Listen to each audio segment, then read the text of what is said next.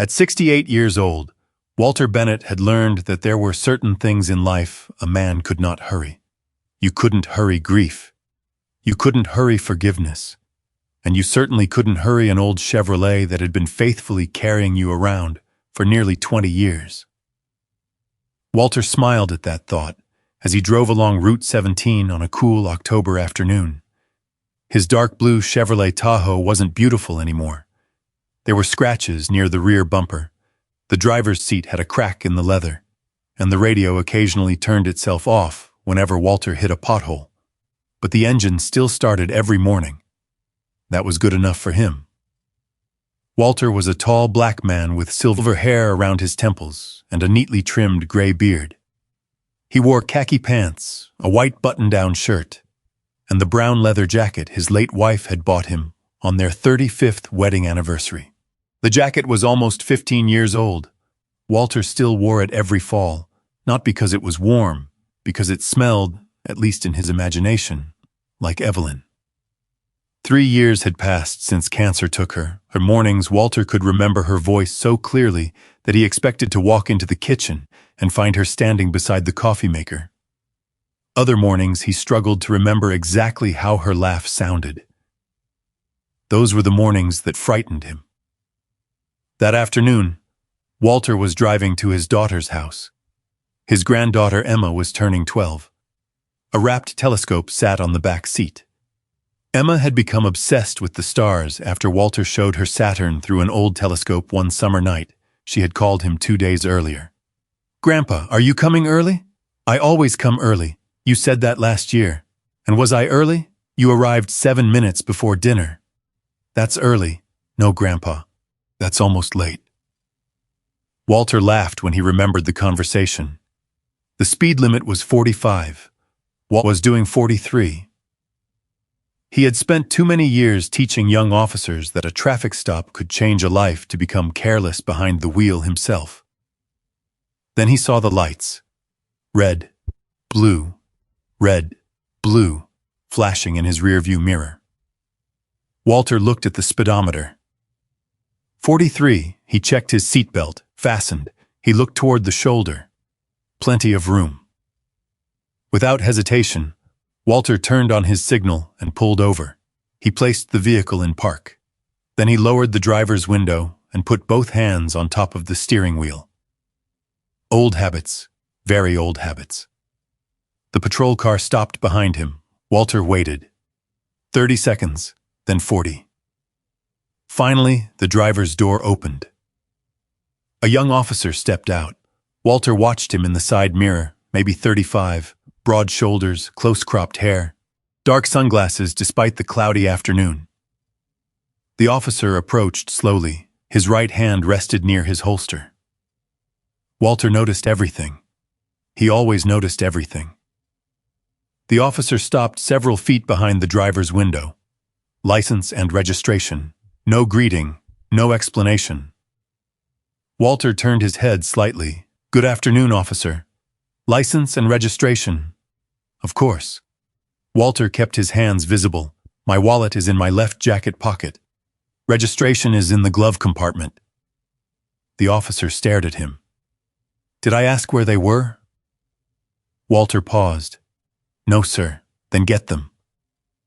Walter slowly reached into his jacket. The officer's hand moved toward his weapon. Walter stopped immediately. "I told you where my wallet was, so you wouldn't be surprised by the movement. Just get your license." Walter removed the wallet. He took out his driver's license. The officer snatched it from his hand. "Walter Bennett." "Yes, where are you headed?" "My daughter's home." "Where does she live?" Walter gave the neighborhood. The officer looked toward the back seat.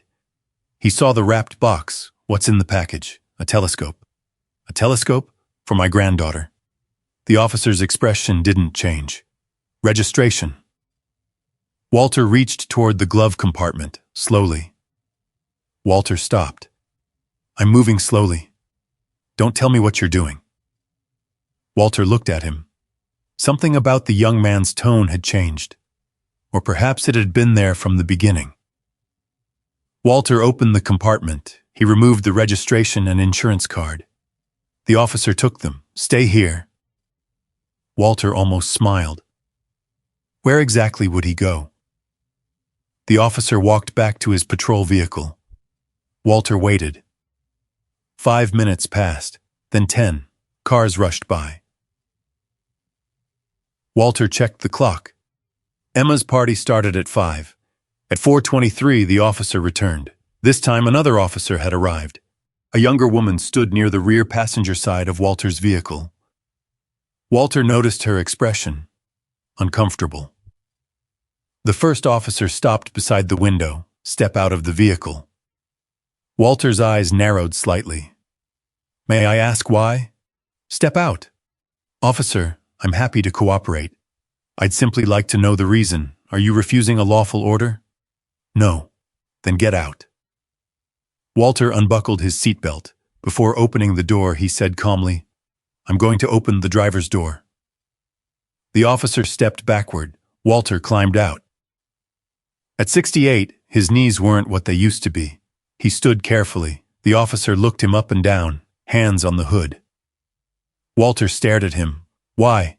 "Hands on the hood." The second officer finally spoke. "Dan, maybe we should—" "I've got this." Walter turned toward her. The name tag on her uniform read, Martinez. She couldn't have been older than 27. The first officer's name tag read, Hayes. Officer Daniel Hayes. Walter filed the name away. Hayes pointed toward the hood, hands. Walter placed both palms on the Chevrolet. The metal was cool. Cars continued passing. Some slowed. Walter felt something he hadn't felt in years. Not fear, humiliation. There was a difference. Fear made your heart race. Humiliation made your skin feel exposed. Hayes began patting him down. Walter remained still. "Any weapons? No. Drugs? No. Anything illegal in the vehicle? No." Hayes stepped away. Walter turned slightly. "Officer Hayes, would you please tell me why I've been stopped?" Hayes removed his sunglasses. His eyes were pale blue. Vehicle matching a description. "What description?" "Blue SUV." Walter waited, and... Hayes stared at him. "That's all you need to know." Walter looked at the thousands of blue SUVs that probably existed in the county. "Was there a plate number?" Hayes' jaw tightened. "You're asking a lot of questions. Questions are not a crime." Officer Martinez looked at Walter, then at Hayes. Hayes stepped closer. "You people always think you know the law." The words landed quietly.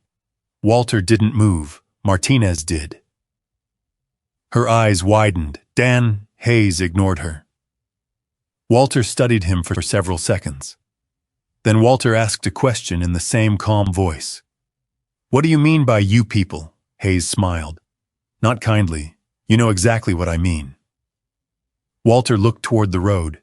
A pickup passed, then a minivan, then an elderly couple in a sedan. He thought about Evelyn. She had always told him that anger was expensive. "Don't spend it on people who haven't earned it," she would say. Walter turned back. "Officer, I would like your supervisor." Hayes laughed. "My supervisor?" "Yes." "You think calling a supervisor is going to scare me?" "No." "Then why do you want one?" "Because this traffic stop has moved beyond whatever legitimate reason you may have had for initiating it." Hayes stared at him. Something about Walter's vocabulary seemed to irritate him even more. "You some kind of lawyer?" "No." "Professor?" "No." "What are you?"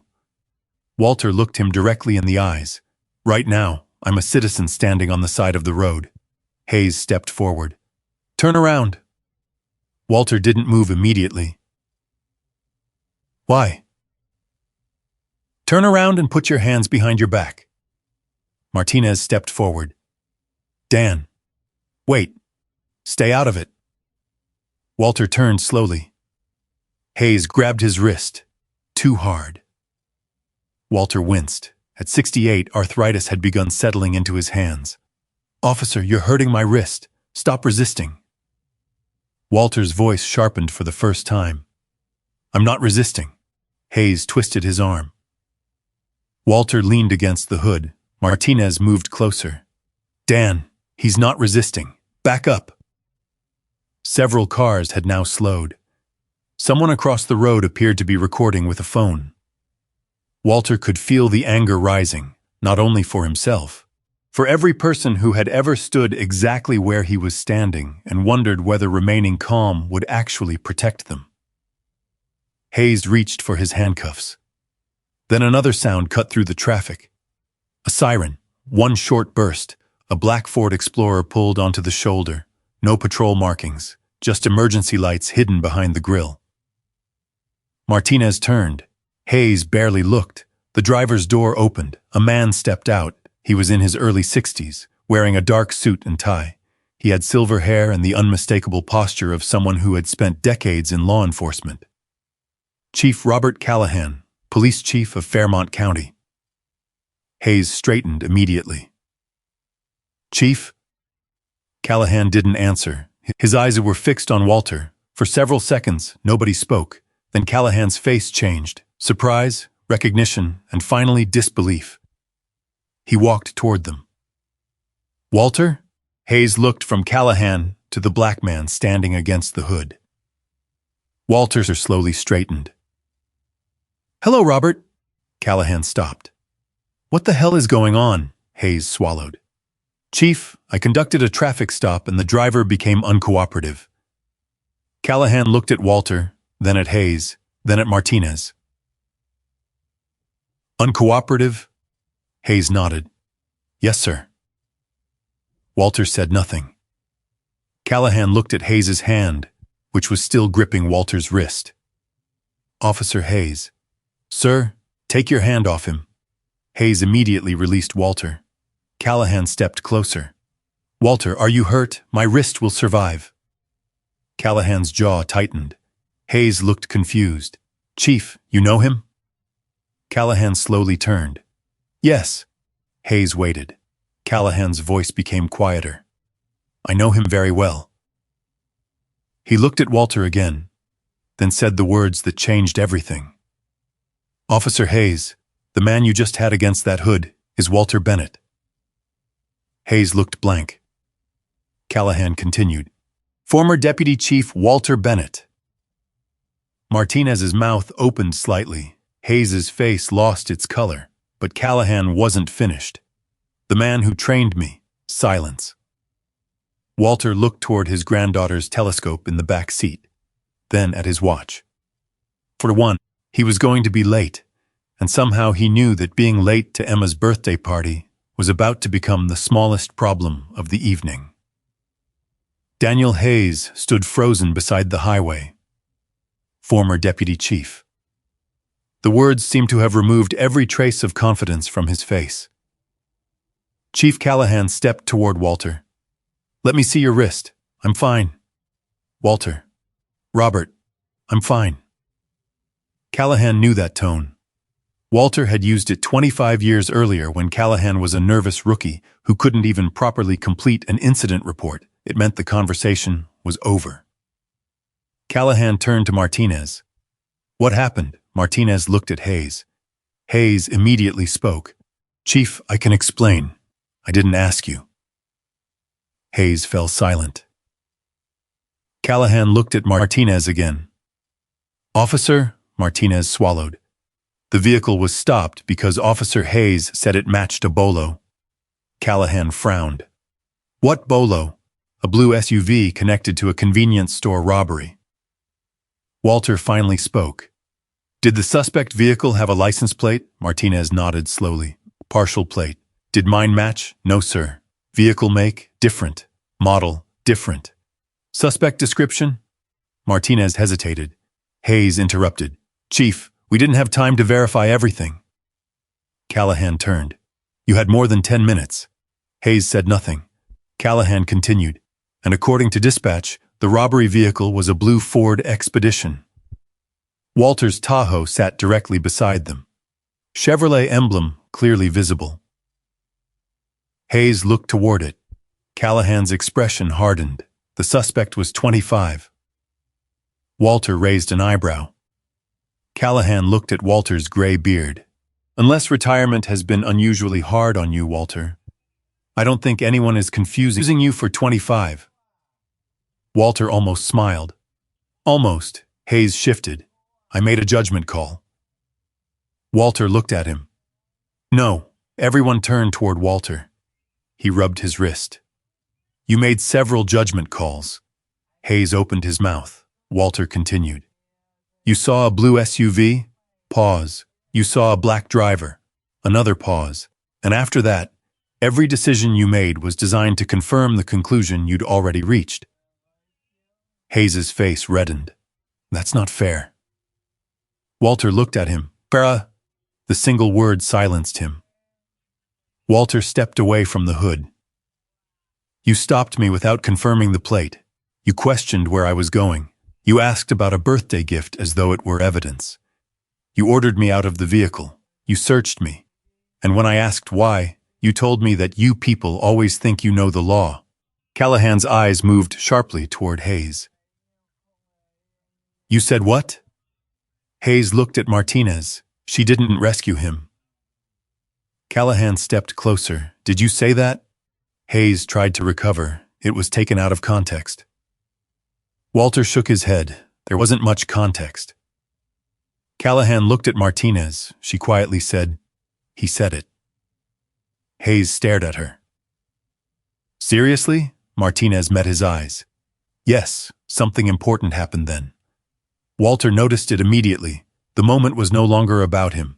It was about Martinez. A young officer choosing whether loyalty meant protecting a colleague or protecting the truth.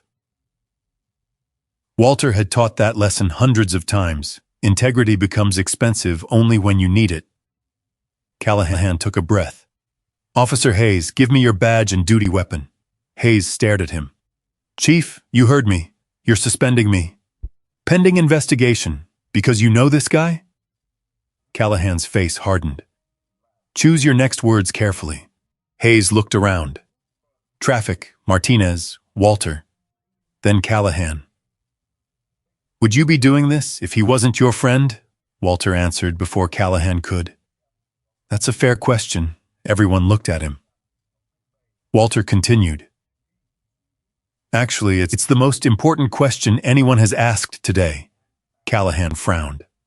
Walter, no. Walter faced Hayes. If this only matters because you happen to stop a retired deputy chief, then nothing has been fixed. Hayes said nothing. Walter turned to Callahan. What would happen if I were a 68-year-old mechanic? Callahan remained silent. A janitor? Silence. A school bus driver? Walter pointed toward the road. What if I were simply a grandfather trying to get to a birthday party? Callahan looked down. Walter's voice softened. Because that's who I was when he stopped me. The words affected Callahan more than shouting would have. Walter had always understood that. Powerful truths rarely needed volume. Hayes removed his badge, then his duty weapon. Callahan secured both. Walter retrieved his license and registration. He opened the driver's door. Callahan stopped him. Where are you going? My granddaughter turns 12 today. Walter, we need a statement. You'll have one. When? Tomorrow. Callahan glanced at Walter's wrist. Let me have someone drive you. No. Walter. Robert. That ended it. Walter climbed into the Tahoe. Before closing the door, he looked at Martinez. You did the right thing. She looked uncertain. I should have done it sooner. Walter held her gaze. Then remember that feeling. She nodded. Walter drove away. 28 minutes later, he arrived at his daughter's house. Emma opened the front door before he reached the porch. Grandpa, she ran toward him. Walter smiled. For the first time since the traffic stop, his shoulders relaxed. You are late. I know. 11 minutes. You counted. Obviously, she hugged him. Walter closed his eyes. For one brief moment, there were no police officers, no highway, no badges, only his granddaughter. Emma stepped back. What happened to your wrist? Walter looked down. A red mark had formed where Hayes had grabbed him. Nothing. Emma frowned. Grandpa, she had inherited Evelyn's ability to detect nonsense. Walter sighed. I had a small disagreement with someone. Who? An officer. Emma's expression changed. A police officer? Walter nodded. His daughter Lisa appeared at the door. Dad? She saw his wrist, then his face. What happened? Walter didn't answer immediately, because Walter Bennett had spent 41 years believing in law enforcement. He still did. That was what made the afternoon hurt. He had joined their department in 1974. He had been 20 years old. Back then, there were only 4 black officers in the entire county. Walter remembered walking into the station for his first shift. One older officer looked at him and said, "They're letting anybody wear the uniform now." Walter hadn't responded. He simply worked, year after year, patrol officer, detective, sergeant, lieutenant, captain, deputy chief. He had investigated murders, knocked on doors at 3 in the morning to tell parents their children weren't coming home. He had been shot at twice. He had pulled a drunk driver from a burning car. He had attended the funerals of 6 officers. He had also disciplined officers who dishonored the badge. Sometimes those were the hardest days. Walter believed police officers had extraordinary authority, which meant they required extraordinary accountability. His philosophy was simple. A badge didn't make you better than the person standing in front of you. It made you more responsible for what happened next. Lisa touched his wrist. Dad. Walter looked at his daughter. I was pulled over. Why, that's complicated. Was it because you're black? The question came from Emma. The room became quiet. Walter looked at his 12-year-old granddaughter. He hated that she knew enough about the world to ask. I don't know everything that was in that officer's mind. Emma waited. But I know he treated me differently from how I deserved to be treated. Because you're black? Walter sighed. Maybe partly. Emma looked angry. Walter recognized that anger. He had carried it when he was young. Come here. She sat beside him. Being angry about injustice is not wrong, Walter said. But anger is a tool. What does that mean? It means you decide whether you're holding the hammer or whether the hammer is holding you. Emma thought about that. Grandma said stuff like that. Walter smiled. Your grandmother said it better. That evening they ate cake. Emma opened the telescope. Walter helped her assemble it in the backyard. Around 9, the clouds cleared. Saturn appeared. Emma looked through the eyepiece. I can see the rings. Walter stood behind her. For several minutes, the world became wonderfully simple. Then his phone rang. Chief Callahan. Walter walked toward the porch. Robert. Walter, we have a problem. Walter looked through the window at his family. What happened? We reviewed Hayes's body camera. Walter waited. Callahan continued, and his dash camera. Silence. Walter, this wasn't his first questionable stop. Walter closed his eyes. How many? We don't know yet. Complaints? At least 7. Walter's eyes opened. 7? Some were dismissed. By whom? Callahan didn't answer immediately. That silence told Walter everything. Robert, some came through internal affairs, and they were marked insufficient evidence. Walter stared into the darkness. 3 years retired. He had promised Evelyn he would finally learn how to stop carrying the department home with him. Now the department had found him on a highway. Callahan spoke again. There's something else. What? The video of your stop is online. Walter's stomach tightened. Who posted it? Someone driving past. How bad? 200,000 views. Walter looked at the clock. The incident had happened less than 5 hours earlier, Callahan continued, and local news has already picked it up. Walter rubbed his forehead. What do they know? Not everything. Do they know who I am? Not yet. Walter looked toward Emma. She was showing Lisa Saturn. Callahan's voice became quieter. They will by morning. Walter knew he was right. And when America woke up, Walter Bennett was no longer going to be a retired grandfather who had experienced a bad traffic stop. He was going to become a symbol. Walter wasn't sure he wanted that, but somewhere else in the county, 7 old complaints were sitting in a computer system. 7 people had already tried to tell their stories. Nobody had listened. Walter looked towards the stars. Perhaps the real story wasn't what happened to him. Perhaps the real story was why it had taken someone like him for people to finally pay attention. By 7 the next morning, Walter's phone contained 83 missed calls, CNN, local television, newspapers, former colleagues, friends, people he hadn't spoken to in 20 years. One message came from a reporter in New York, another from a civil rights attorney in Chicago. Walter turned the phone face down. He made coffee. 2 eggs, toast, the same breakfast he had eaten with Evelyn for almost 4 decades. Her chair remained across from him.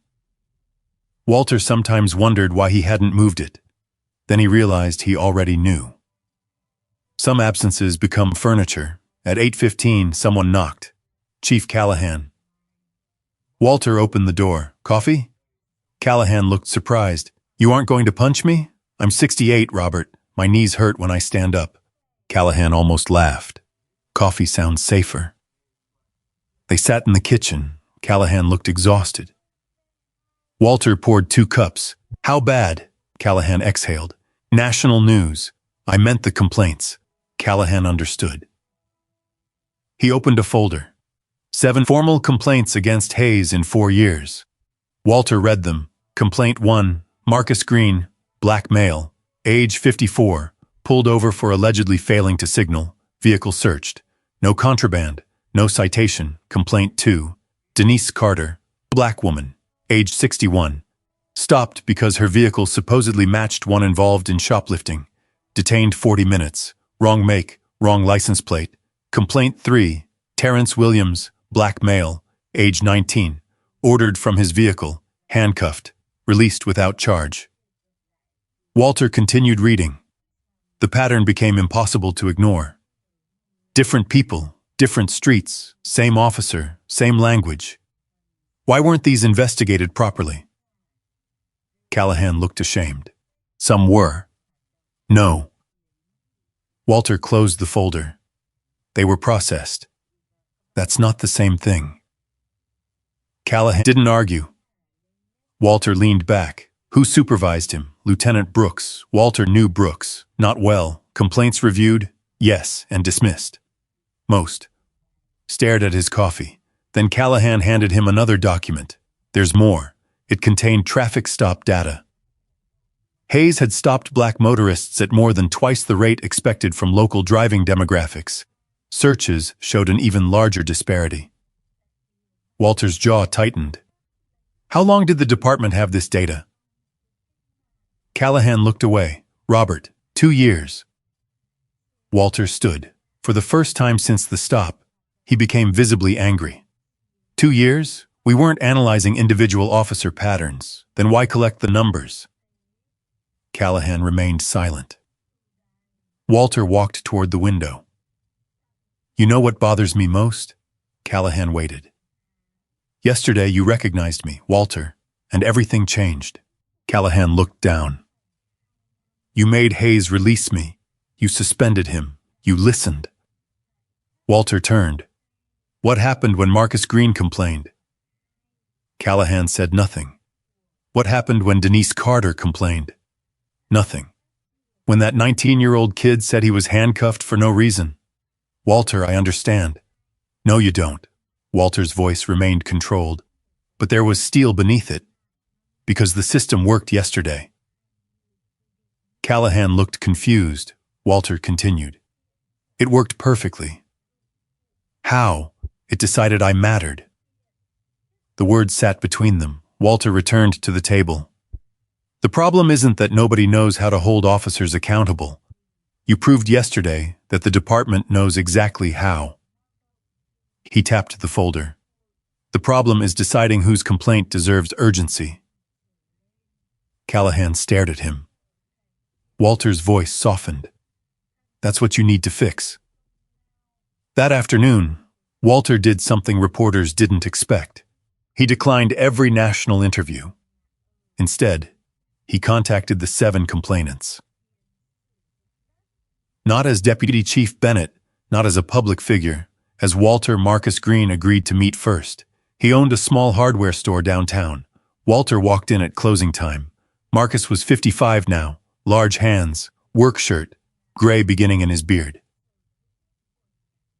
You Walter Bennett? Yes, Marcus looked him over. You're famous, I hope temporarily. Marcus laughed. They sat behind the counter. Walter placed the complaint file between them. I read what happened. Marcus's expression changed. So somebody finally did. Walter felt the weight of that sentence.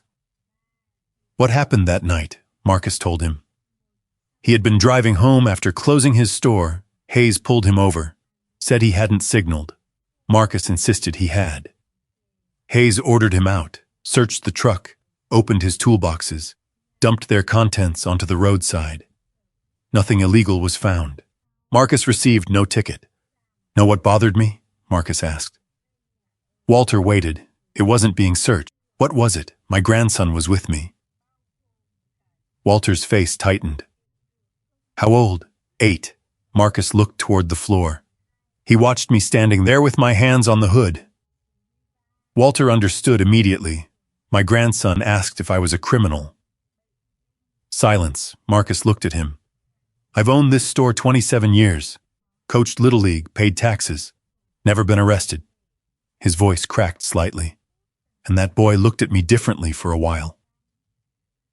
Walter didn't interrupt. When I complained, they said Officer Hayes had reasonable suspicion. Marcus laughed bitterly. Reasonable suspicion of what? Walter had no answer. The next person Walter met was Denise Carter, retired nurse, 40 years in emergency medicine. She told him Hayes had stopped her after church. She was still wearing her Sunday dress. He kept asking where I got the car. What kind? Mercedes. Walter understood. My husband bought it before he died. Denise looked at him. I kept telling the officer it was mine. What did he say? He asked whether I could prove it. Walter closed his eyes. Denise continued. I showed registration, insurance, license, same address. What happened? He still made me wait. How long? 42 minutes. Did he apologize? Denise laughed. No. Walter spoke to 5 more people. By the end of the day, he understood something. None of them wanted revenge. They wanted acknowledgement. That night, Walter finally agreed to one television interview. But he had a condition. The 7 complainants would appear with him. The network hesitated. Walter refused to negotiate. Eventually, they agreed. The interview aired at 8.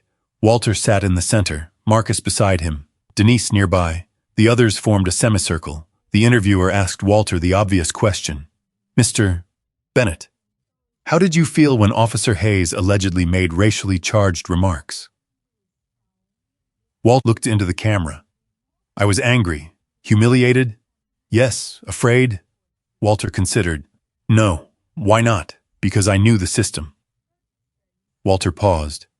I knew what words to use. I knew how internal investigations worked. I knew how to request records. And, as it happened, the police chief knew me personally. The interviewer nodded. Walter looked toward Marcus. These people didn't have those advantages. The camera widened. This story shouldn't be about a retired deputy chief getting mistreated. Walter pointed gently toward the people sitting beside him. It should be about why these 7 citizens had to wait until it happened to someone with a title before anyone believed them. The studio became silent. Walter continued. If your justice system only works when the victim has connections, then you don't have equal justice. Across America, millions listened. Older viewers recognized something in Walter. He wasn't screaming, wasn't insulting police. He wasn't asking people to hate anyone. He was asking institutions to live up to the values they claimed to represent. Then the interviewer asked, "Do you believe Officer Hayes is a racist?" Walter paused. "I don't know everything inside that man's heart." The interviewer seemed surprised. "But you heard what he said." "So why hesitate?" "Because I spent 41 years judging conduct, not souls." Walter looked directly into the camera. "I don't need to know whether Daniel Hayes wakes up every morning thinking racist thoughts. Pause.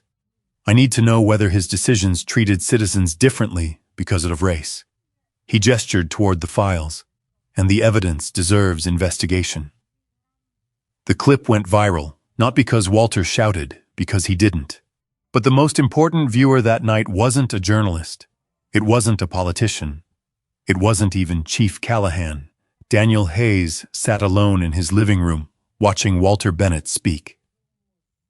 His badge was gone. His uniform hung in a closet. His wife had taken their children to her mother's house after reporters appeared outside. Hayes watched Marcus Green describe his grandson. He watched Denise Carter talk about her husband. For the first time, the people in those complaint files weren't names. They had faces, families, histories. Hayes turned off the television, then turned it back on. Walter was speaking. Accountability isn't hatred of police. Accountability is how you protect honorable officers from being defined by officers who misuse authority. Hayes stared at the screen. For the first time since the traffic stop, he didn't feel angry. He felt something worse. Doubt. And sometimes doubt is where change begins. The investigation lasted 6 weeks. Every traffic stop Daniel Hayes had conducted during the previous 3 years was reviewed.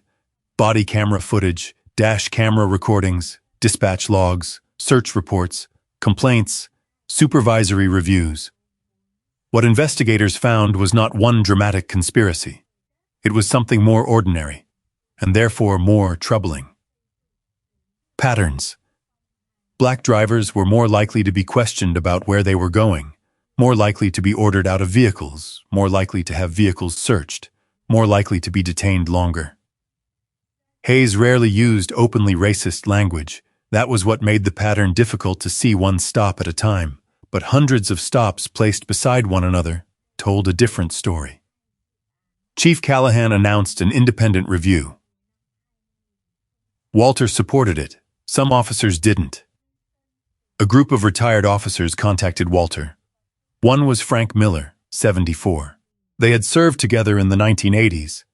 Frank called one evening. "Walt, you're destroying the department."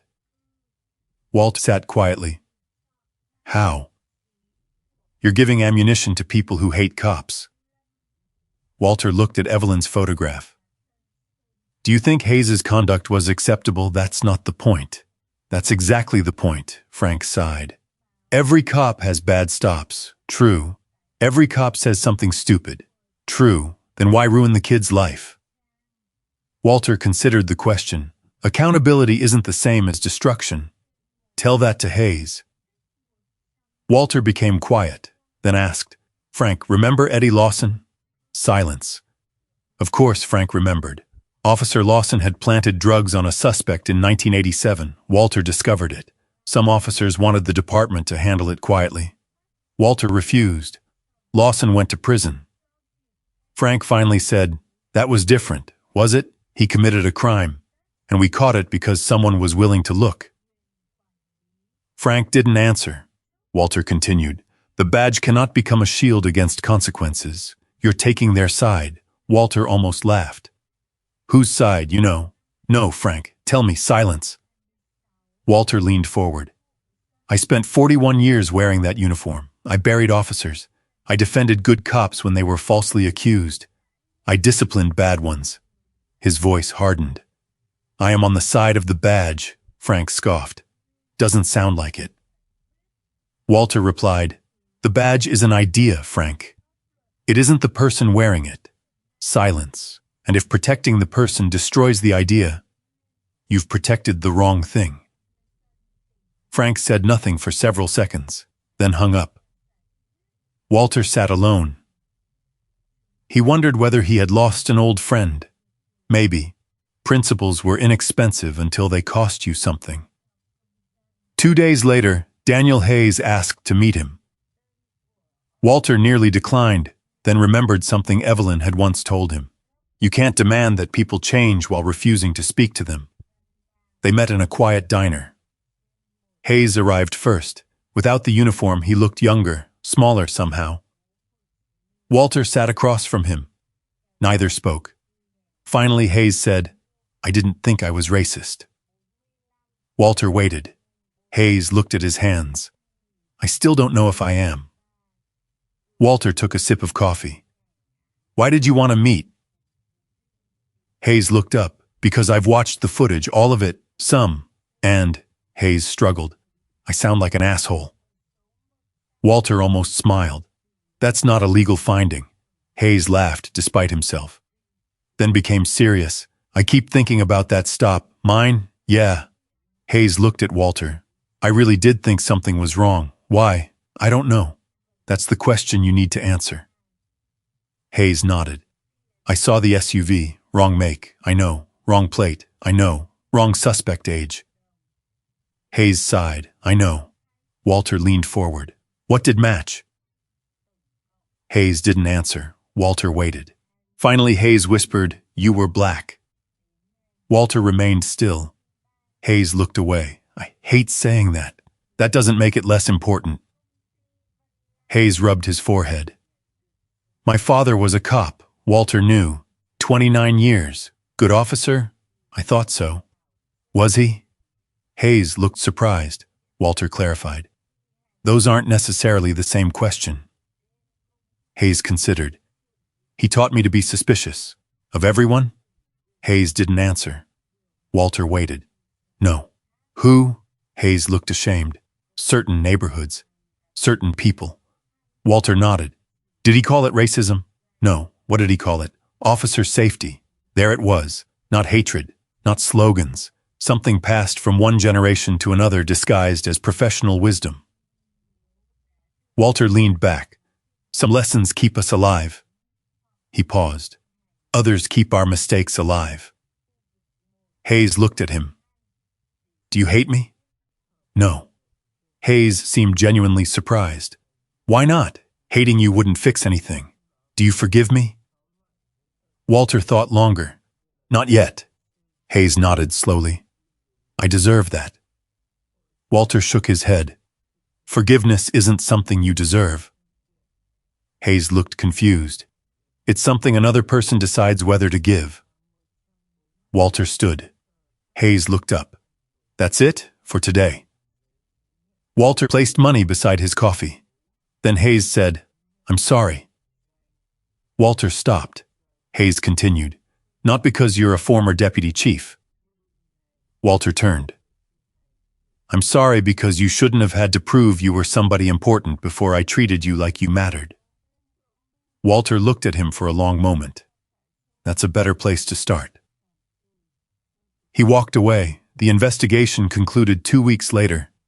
Daniel Hayes had violated multiple departmental policies: improper detention, unsupported search decisions, failure to adequately articulate reasonable suspicion, unprofessional conduct, biased policing concerns supported by statistical and video evidence. He was terminated.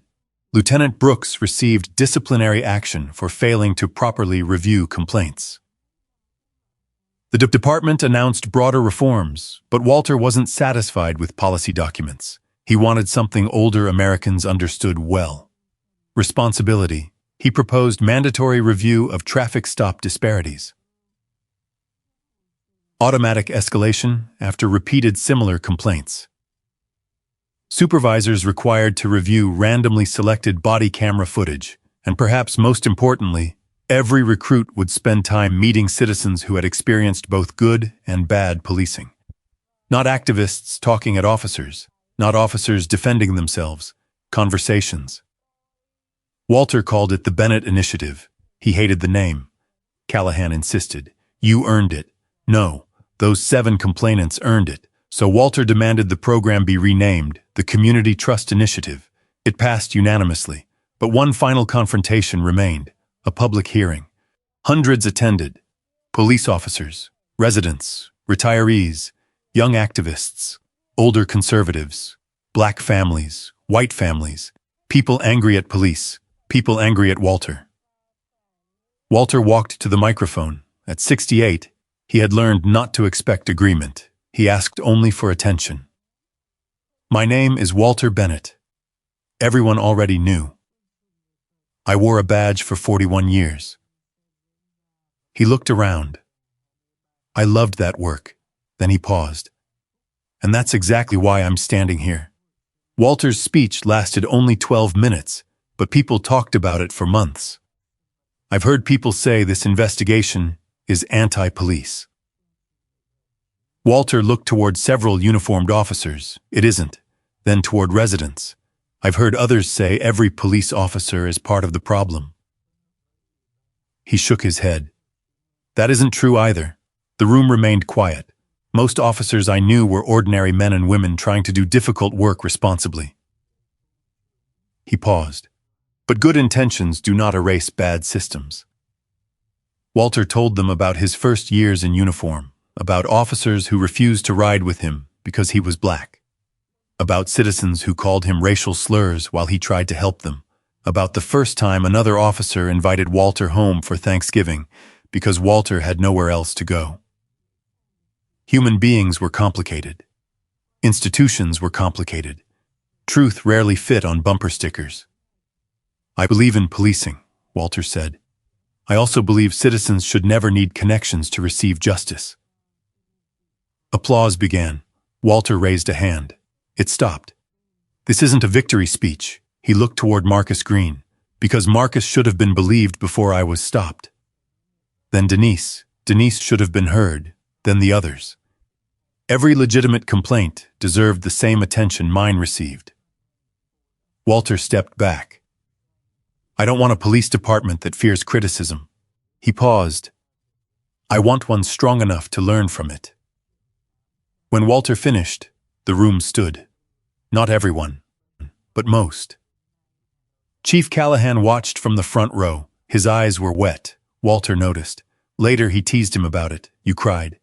Allergies in November? Very aggressive allergies, Walter laughed.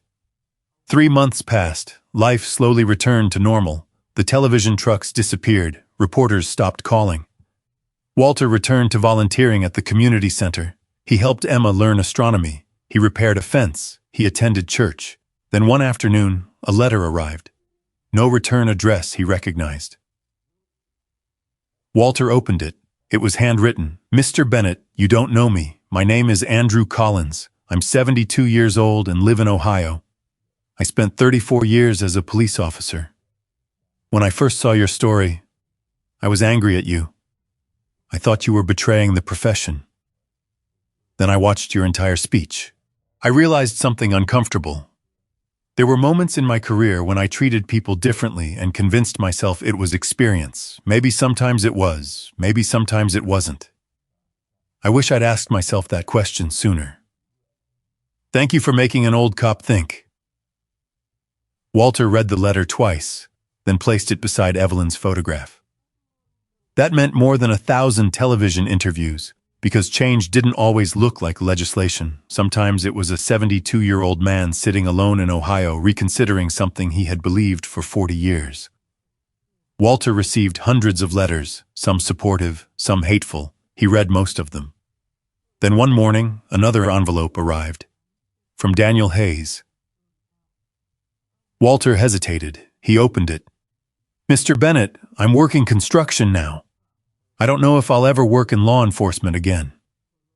Maybe I shouldn't. I've spent a lot of time thinking about what happened. At first I blamed you, then Chief Callahan, then Officer Martinez, then the media. Eventually I ran out of people to blame. That left me. I've started speaking with a counselor who works with former officers. I'm trying to understand why I made the decisions I made. I don't expect forgiveness. I wanted you to know I'm trying." Walter folded the letter. He sat quietly. Evelyn's chair was across from him. "What would you say?" he whispered. He imagined her answer. Probably something inconvenient. She had been good at those. A week later, Walter wrote back, "Daniel, trying does not erase what happened, but refusing to try guarantees nothing changes. Keep going, Walter. Nothing more, no grand forgiveness, no dramatic reconciliation. Life rarely worked that way." 6 months after the traffic stop, Officer Sofia Martinez received an award for integrity. Walter attended. After the ceremony, she found him. "You didn't have to come." "Yes, I did." She smiled. "I almost stayed quiet that day, but you didn't. I waited too long." Walter shook his head. Courage isn't always immediate. She looked at him. "What is it then? Doing the right thing while there's still time?" Martinez nodded. She had become one of the instructors in the Community Trust Initiative. Walter occasionally taught alongside her. During one class, a recruit asked, "Sir, what's the most important thing to remember during a traffic stop?" Walt thought about it. The recruits expected something tactical: hands, positioning, distance, communication. Walter gave them something simpler.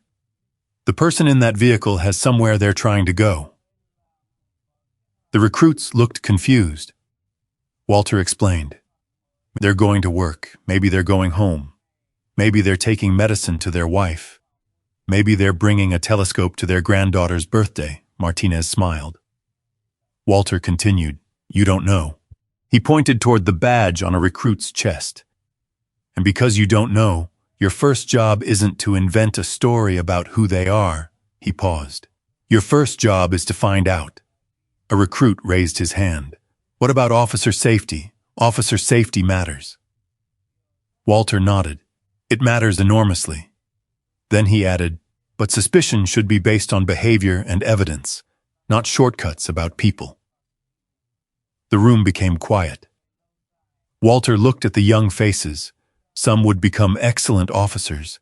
Some might leave. Some would make mistakes. Walter hoped they would remember one thing. Every traffic stop involved 2 human beings. Only one had the authority of the state attached to his chest. That imbalance mattered. The more power you possessed, Walter believed, the more discipline you owed the person who possessed less. It was a lesson America had struggled with for generations. Perhaps it always would. But struggle did not make improvement impossible. It made improvement necessary. 1 year after the traffic stop, Walter drove Route 17 again. Same Chevrolet, same road, different afternoon. Emma sat in the passenger seat. She was 13 now, and according to Emma, 13 was dramatically more mature than 12. Walter disagreed. "Grandpa." "What? You're driving like an old man." "I am an old man. You're doing 39. The speed limit is 45. Exactly. That's a maximum, not a personal challenge." Emma rolled her eyes. Walter smiled. They were heading toward a hill outside town, where the sky was dark enough to see Jupiter clearly. The telescope was in the back. Emma had joined her school's astronomy club. Walter couldn't have been prouder if she'd become president. Then red and blue lights appeared behind them. Emma froze. Walter noticed immediately. His own hands tightened slightly around the wheel. Interesting. 1 year later, the body remembered. Walter signaled, pulled over, parked, hands visible. Emma looked at him. "Grandpa, it's okay." The officer approached. Young man, maybe 26. Walter lowered the window. "Good evening, sir." "Good evening, officer. Do you know why I stopped you?" "No, your left brake light isn't working." Walter frowned. "Really?" "Yes, sir. Thank you. I didn't know. May I see your license and registration?" "Certainly. Wallet is in my jacket. Registration in the glove compartment. Take your time." Walter noticed those words. Take your time. He retrieved both. The officer checked them, then looked at Walter. His expression changed. Wait. Walter knew what was coming. Are you Walter Bennett? Emma smiled proudly. Walter sighed. Unfortunately, the officer laughed. We studied your case at the academy. Walter looked at his name tag. Officer Reed. Did you? Yes, sir. What did they teach you? Reed became nervous. Walter was testing him. Emma knew it too. She tried not to laugh. Reed considered that a lawful stop can still become a bad stop if an officer lets assumptions replace evidence. Walter looked at him. Not bad. And, Reed continued, that professionalism isn't something citizens have to earn from us. Walter nodded slowly. That's better. Reed handed back his documents. I'm giving you a warning. For the brake light? Yes, sir. Fair enough. Reed glanced at the telescope. Going stargazing? Em leaned forward. Jupiter. Reed smiled. Supposed to be clear tonight.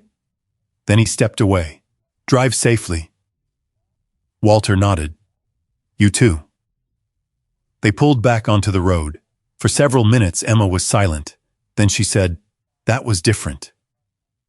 Walter looked at her. Of what happened to you? Maybe partly, she thought. So you changed things. Walter shook his head. No, but the program. Lots of people changed things. Like who? Marcus, Miss Denise, Officer Martinez, Chief Callahan. Walter smiled. Even Hayes, if he keeps doing the work. Emma looked out the window, then asked, Did you forgive him? Walter had thought about that question for a year. I think so. Why? Walter considered. Because forgiveness isn't pretending something didn't happen. He drove beneath the changing autumn leaves. It means I decided I didn't want to carry him everywhere I went. Emma nodded. She seemed to understand. Perhaps more than Walter expected. They reached the hill shortly after sunset. Walter set up the telescope. The air was cold. Emma adjusted the lens, then stepped aside. Look. Walter bent toward the eyepiece. Jupiter, bright, ancient. 4 moons visible.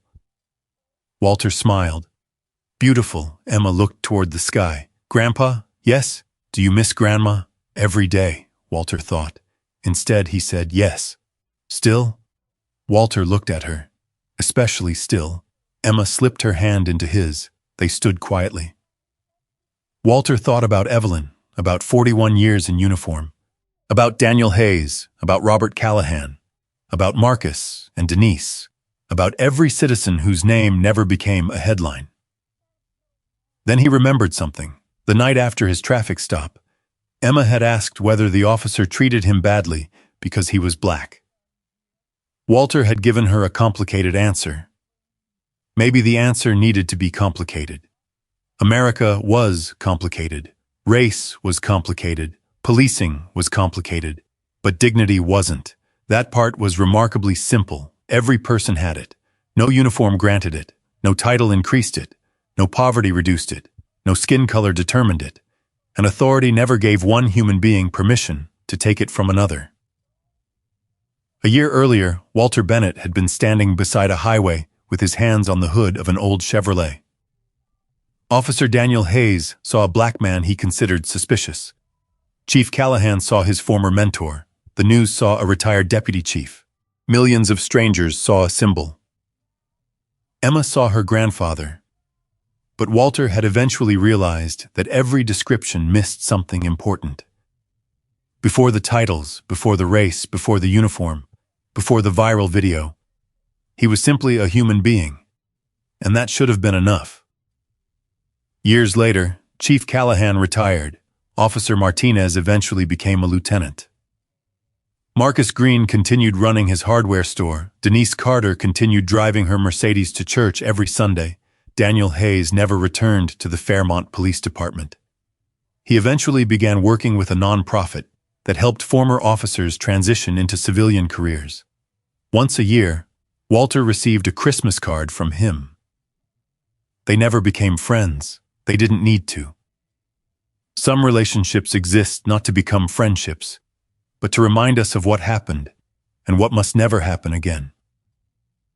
The Community Trust Initiative continued. Complaints were reviewed differently. Body camera audits became routine. Traffic stop disparities were published annually. None of those reforms made the department perfect. Walter never expected perfection. Human beings built institutions. Human beings brought their virtues and weaknesses into them. The goal was not perfection. The goal was correction. When mistakes happened, someone had to notice. When patterns emerged, someone had to investigate. When authority was abused, someone had to act. And when a citizen spoke, someone had to listen before discovering whether that citizen happened to be important. Walter became 70, then 71. His Chevrolet finally died. Emma joked that the vehicle deserved a police funeral. Walter replaced it with another used SUV, blue, naturally. At 72, Walter returned to the police academy for what he said would be his final lecture. He stood before 40 recruits. Young men and women, different races, different backgrounds, all wearing new uniforms. Walter held an old badge in his palm. His badge, Deputy Chief Bennett. The metal had scratches around the edges. This weighed about 3 ounces, he told them. But some days it felt like 30 pounds. The recruits listened. People will call you heroes, he paused. Don't believe them too quickly. Some smiled. Other people will call you terrible things. Another pause. Don't believe them too quickly either. Walter looked around the room. Know who you are before the world tells you. Then he held up the badge. This does not make you important. Silence. It makes your responsibility important. He placed it on the table. You'll meet people on their worst days, drunk, angry, terrified, confused, sometimes guilty, sometimes innocent, sometimes disrespectful. Walter walked slowly along the front row. You are still responsible for your conduct. He stopped. Professionalism that disappears when someone insults you was never professionalism. Nobody moved. And respect that you only give to people who look respectable isn't respect. Walter looked toward the window. Beyond it sat rows of patrol cars. He remembered his first one. No air conditioning, a radio that barely worked. America had changed enormously since 1974, and in other ways, not enough. Somebody you stop tomorrow might be a retired deputy chief. A few recruits smiled, or a surgeon, or a judge, or a millionaire. Walter paused, but none of that matters. He looked at them. They might be unemployed. They might have $10 in their bank account. They might have made terrible choices. They might be somebody nobody in this city knows. His voice became softer. They still matter. That was the final lesson, not because Walter Bennett had once worn a badge, not because a police chief recognized him. Not because millions watched the video. Walter mattered before any of those things. Marcus mattered. Denise mattered. The 19-year-old who had been handcuffed mattered. Daniel Hayes mattered too, even while being held accountable for his actions. Justice, Walter had learned, became dangerous when it depended upon deciding which human beings possessed enough value to receive it. The law was supposed to begin somewhere else. Equal protection, equal dignity, equal accountability. Difficult ideals, imperfectly practiced, still worth pursuing. Walter picked up his old badge. A recruit in the front row raised her hand.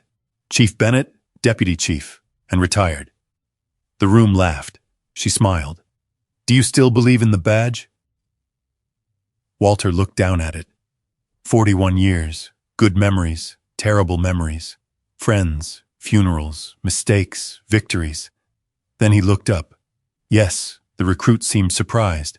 After everything, especially after everything. He placed the badge back in its case. Believing in something doesn't mean pretending it never fails. Walter smiled. It means caring enough to demand that it become what it claims to be. The room remained silent. Walter nodded towards the recruits. Take care of each other. Then he added, and take care of the people who don't have badges." He walked toward the door. Before leaving, Walter turned one final time. "When those lights come on behind somebody tomorrow, remember something." 40 recruits watched him. To you, it might be your 5th traffic stop of the day. Walter paused. To them, it might become a story they remember for the rest of their life. Then he left.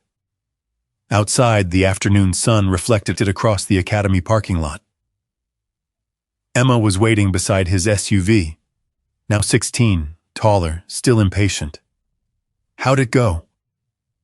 Walter climbed into the passenger seat. "Nobody fell asleep, that's your standard." "At my age, yes," Emma laughed. She started the engine. Walter looked at her suspiciously. "You're driving? I have my license. That's exactly what worries me." She rolled her eyes. "Seatbelt, Grandpa." Walter fastened it. Emma pulled onto the road, slowly, carefully. Walter smiled. Evelyn would have loved this. As they drove home, Walter watched America passing outside the window. Gas stations, churches, old houses, new construction, children riding bicycles, workers finishing shifts, police cruisers moving through intersections, ordinary people living ordinary lives. That was what Walter had spent 41 years trying to protect. Not institutions for their own sake. People, and perhaps that was the lesson worth leaving behind. Power is temporary. Titles disappear. Uniforms eventually return to closets. But how we treat another human being when we possess power over them, that remains. Walter leaned back. Emma turned onto Route 17. They passed the exact place where, years earlier, Walter had stood with his hands against the hood. Emma didn't notice. Walter did. He looked at the shoulder for several seconds, then he smiled faintly and turned his eyes toward the road ahead. He no longer needed to stop there. He had carried that afternoon long enough. And somewhere behind them, the place where one man had once been humiliated had become simply another stretch of highway. Exactly as it should be.